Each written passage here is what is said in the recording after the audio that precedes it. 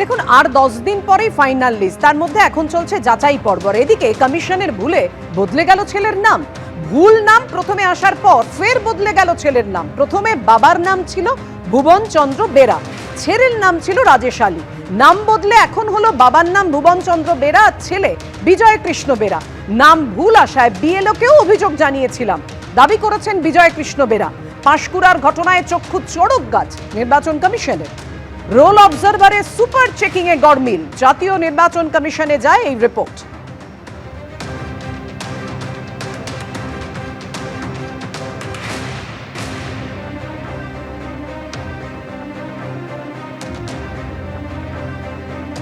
সমস্যা হচ্ছে আমার এই যে নতুন লিস্টটা বেরোচ্ছে, লিস্টে রাজেশ আলী নামটাই ভুল, অন্য কিছু নেই। বাবার নাম ঠিক আছে, আধার কার্ড ঠিক আছে, ভোটার কার্ড ঠিক আছে, ওইটাই ভুল আছে।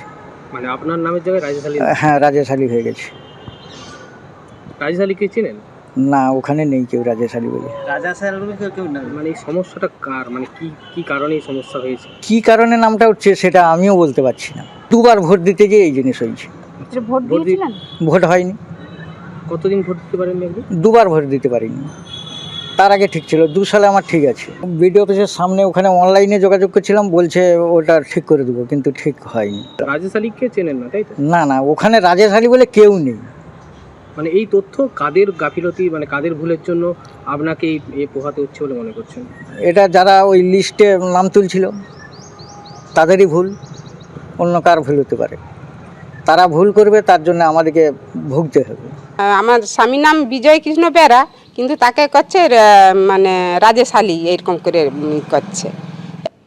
অর্থাৎ বিজয় কৃষ্ণ বেরা তিনি অভিযোগ করছেন যে ভুল করছে কমিশন, ফল ভুগতে হচ্ছে আমাদের।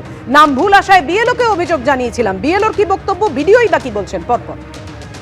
এই এসআইআরের সময় বিএলও হয়েছে, এবারে যখন ফর্ম পূরণের হয় তখন এবারে ওনার নামেও গেছে, ওই নামে এবারে খুঁজে দেখলাম আছে ভুবন বেরা, নামটা রাজেশ আলী হয়ে গেছে। এবারে ওনার 2002-এর নাম স্টিয়ারিংয়ের নোটিশে, তারপর সেই তখন একটা ওই 8 নম্বর ফর্ম আছে, ওতে কারেকশান করার জন্য একটা জমা দিতে হয়, ওটা দিয়েছে।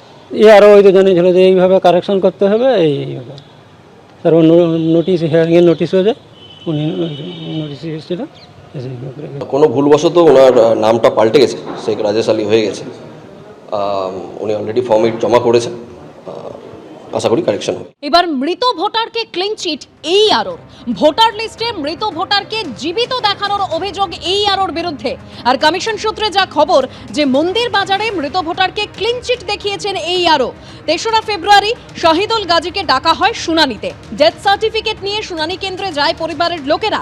রোল অবজারভারদের সঙ্গে মাইক্রো অবজারভার সুপার চেকিং এ উঠে আসে এই গরমিল। মৃত ব্যক্তিকে তালিকায় ভোটার বলে সবুজ সংকেত দিয়েছেন খোদ এই আরো। মন্দির বাজারের ঘটনা, যেখানে মৃত ভোটারকে ক্লিন চিট এই আরোর, এরকমই কমিশন সূত্রে খবর। ভোটার লিস্টে মৃত ব্যক্তিকে জীবিত দেখানোর অভিযোগ এই আরোর বিরুদ্ধে।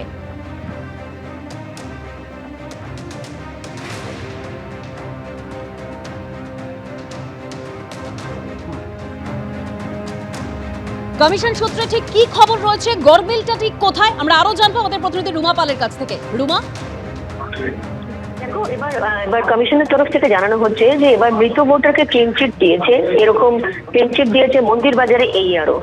বলা হচ্ছে যে শাহিদুল হক গাজী নামে একজন ব্যক্তি, যার 3রা ফেব্রুয়ারিতে শুনানিতে ডাকা হয়, কিন্তু তার বাড়ির লোকজন এসে ডেথ সার্টিফিকেট দিয়ে যান, যেহেতু সেই সংশ্লিষ্ট ব্যক্তি মৃত্যু হয়েছে।